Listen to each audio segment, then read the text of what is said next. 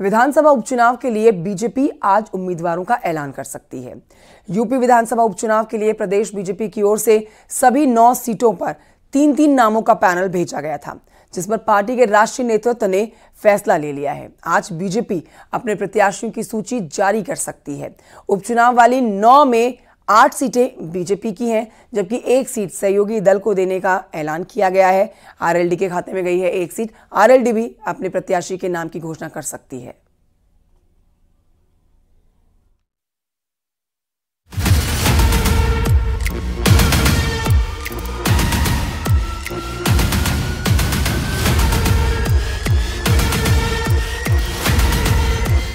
UP उपचुनाव को लेकर बीजेपी की तैयारियां अंतिम दौर में हैं। कभी भी बीजेपी उम्मीदवारों का ऐलान कर सकती है। कुछ सीटों पर ओबीसी और दलित उम्मीदवारों को उतारने की तैयारी चल रही है। यूपी में उपचुनाव के नामांकन की प्रक्रिया जारी है। 25 अक्टूबर पर्चा भरने की आखिरी तारीख है। उपचुनाव में बीजेपी जीत का दावा कर रही है। भारतीय जनता पार्टी उत्तर प्रदेश का उपचुनाव भी जीतेगी, महाराष्ट्र और झारखंड के विधानसभा चुनाव भी जीतेगी। जिस प्रकार से हरियाणा में भाजपा की सरकार बनी है, उससे भी बड़े बहुमत से महाराष्ट्र और झारखंड में भाजपा सरकार बनने जा रही है। विरोधियों की झूठ की जो कलई है वो खुल चुकी है। संविधान को खतरा पैदा करने वाले कांग्रेसी हों या जिस कांग्रेस के खिलाफ लड़ाई लड़ने वाले श्री मुलायम सिंह यादव जी के सुपुत्र श्री अखिलेश यादव जी हों, वह कांग्रेस के मोहरा बन गए हैं और श्री राहुल गांधी के दरबारी बन गए हैं। बीजेपी के लिए कोई मुश्किल नहीं। बीजेपी अपने काम पे सबको साथ लेके चलने की नीति पे लगातार काम कर रही है। ये बहुजन समाज पार्टी का निर्णय है। इससे पहले प्रदेश इकाई की ओर से सभी सीटों के लिए 3-3 नामों का पैनल बीजेपी हाईकमान को भेजा गया था, जिस पर शीर्ष नेतृत्व फैसला ले चुका है। फाइनल लिस्ट तैयार है। उपचुनाव में बीजेपी ने यूपी से जो संभावित प्रत्याशियों का पैनल तैयार किया है, उसके मुताबिक कटेहरी विधानसभा सीट से धर्मराज निषाद का नाम है। अवधेश द्विवेदी का भी पैनल में नाम। करहल विधानसभा सीट से संघमित्रा मौर्य का नाम, सलोनी बघेल और अनुजेश प्रताप का नाम भी शामिल। गाजियाबाद से संजीव शर्मा का नाम। बीजेपी की रणनीति है कि इस सीट पर ब्राह्मण प्रत्याशी उतारा जाए।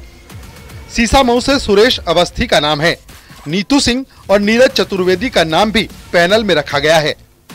कुंदरकी से शेफाली सिंह का नाम, रामवीर सिंह और मनीष सिंह का नाम भी पैनल में है। खैर विधानसभा सीट से भोला दिवाकर का नाम है।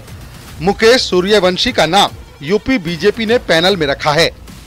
मझवा सीट से निषाद पार्टी अपना प्रत्याशी उतार सकती है। सुचिस्मिता मौर्य और सीएल बिंद का नाम बीजेपी के पैनल में है। फूलपुर से दीपक पटेल का नंबर पहले नंबर पर है। अनिरुद्ध पटेल और कविता पटेल के नाम भी पैनल में शामिल हैं। मिल्कीपुर में अगर चुनाव होता है तो गोरखनाथ बाबा का नाम है। चंद्रभान पासवान का नाम भी बीजेपी के पैनल में है। उपचुनाव में प्रत्याशी के चयन को लेकर बीजेपी ने जातीय समीकरण का खासा ध्यान रखा है। इसके अलावा बीजेपी के पुराने कार्यकर्ताओं को ही प्रत्याशी बनाने पर पार्टी का जोर है। यानी कि बीजेपी में प्रत्याशी चयन में पैराशूट उम्मीदवारों से परहेज किया जाएगा।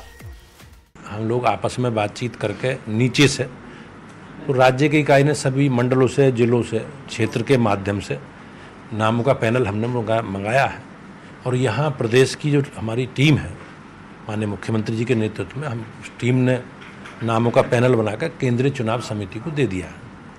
अब उसमें केंद्रीय चुनाव समिति को निर्णय करना है और मुझे लगता है कि बहुत जल्दी हमारी पार्टी के प्रत्याशी घोषित होकर और पूरी ताकत के साथ भारतीय जनता पार्टी चुनाव मैदान में जाएगी। आपको बता दें कि यूपी विधानसभा की 9 सीट कुंदरकी, मीरापुर, मझवा, खैर, फूलपुर, करहल, सीसामऊ, गाजियाबाद और कटेहरी पर उपचुनाव होना है। इनमें से एक मीरापुर सीट पर जयंत चौधरी की राष्ट्रीय लोकदल पार्टी चुनाव लड़ेगी, जबकि बाकी 8 सीटों पर बीजेपी चुनाव लड़ रही है। सूत्रों के मुताबिक पार्टी ने हर सीट पर जातीय समीकरणों को ध्यान में रखते हुए उम्मीदवारों के नाम तय किए हैं।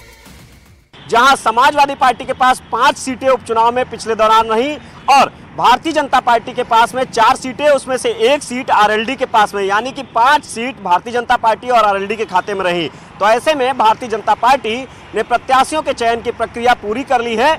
जल्द ही केंद्रीय नेतृत्व इन प्रत्याशियों के नामों का ऐलान करेगा। कैमरामैन गोपी गिरी के साथ संकेत मिश्रा, न्यूज़ 18 लखनऊ।